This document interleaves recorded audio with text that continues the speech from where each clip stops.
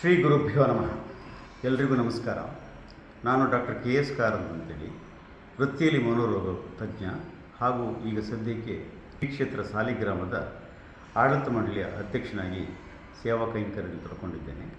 ಈಗ ನಾಡ್ದು 21/12/25 ಆದಿತ್ಯವಾರ ಕೋಡಿಕನ್ಯಾನ ಶನೀಶ್ವರ ದೇವಸ್ಥಾನದ ವಠಾರದಲ್ಲಿ ಉಂಜಲೋತ್ಸವ ಅಂತ ಹಮ್ಮಿಕೊಟ್ಟಿದ್ದಾರೆ.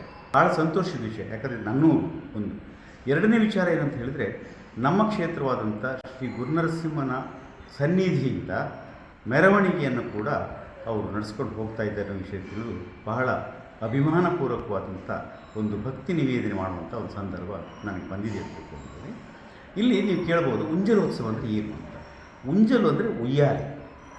ಅಂದರೆ ನಾವು ನಮ್ಮ ದೇವಸ್ಥಾನದಲ್ಲಿ ಕೂಡ ಹಿರಿರಂಗ ಪೂಜೆ ಎಲ್ಲ ಮಾಡುವಾಗ ಅಷ್ಟಾವಧಾನ ಸೇವೆ ಅಂತ ಮಾಡ್ತೇವೆ. ಅಂಥೇಳಿದರೆ ದೇವರನ್ನು ಮಂಟಪದಲ್ಲಿ ನಮ್ಮ ಸ್ವರ್ಣ ತೊಟ್ಟಿಲಿನಲ್ಲಿ ಕೂಡಿಸಿ ಉಯ್ಯಾಲೆನ ಮನೆಯಲ್ಲಿ ಸಣ್ಣಕ್ಕೆ ದೇವರು ಆಚೆ ಈಚೆ ಮೂವ್ ಆಗ್ತಾ ಇದ್ದ ಹಾಗೆ ಅಷ್ಟಾವಧಾನ ಸೇವೆ ನಡೀತದೆ. ಅಂದರೆ ದೇವರಿಗೆ ಮುಖ್ಯವಾಗಿ ವಿಷ್ಣು ಅಲಂಕಾರ ಪ್ರಿಯ ಹಾಗೂ ಉತ್ಸವ ಪ್ರಿಯ. ದೇವರಿಗೆ ಬೇಕಾಗುವಂಥದ್ದು ಎರಡು ವಿಧದ ಭೋಗಗಳು, ಒಂದು ಅಂಗಭೋಗ, ಇನ್ನೊಂದು ರಂಗಭೋಗ ಅಂತ. ಇದು ರಂಗಭೋಗದಲ್ಲಿ ಬರ್ತದೆ. ಯಾವುದು? ಉಂಜಲೋತ್ಸವದ ತೊಟ್ಟಿಲೋತ್ಸವ.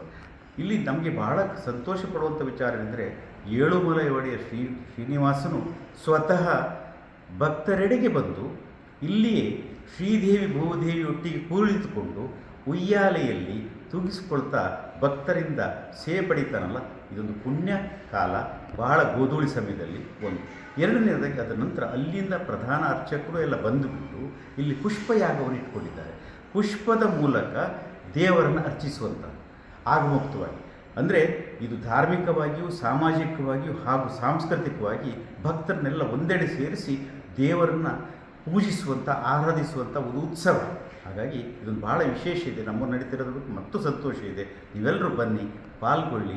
ನಾವೆಲ್ಲ ಆಸ್ವಾದಿಸುವ ಆ ಗುರುವನ್ನು, ಏಳುಮಲೆ ಒಡೆಯ ನಮ್ಮ ವೆಂಕಟೇಶನನ್ನು, ಶ್ರೀದೇವಿ ಭೂದೇವಿ ಸಹಿತ ಅವರ ವೈಭವವನ್ನು ಕಣ್ಣಾರೆ ನೋಡಿ ರನ್ಮನವನ್ನು ತುಂಬಿಕೊಳ್ಳೋಣ ಅಂತ ಆಹ್ವಾನಿಸುತ್ತಾ ನಾನು ಮಾತನ್ನು ಮುಗಿಸ್ತೇನೆ. ನಮಸ್ಕಾರ.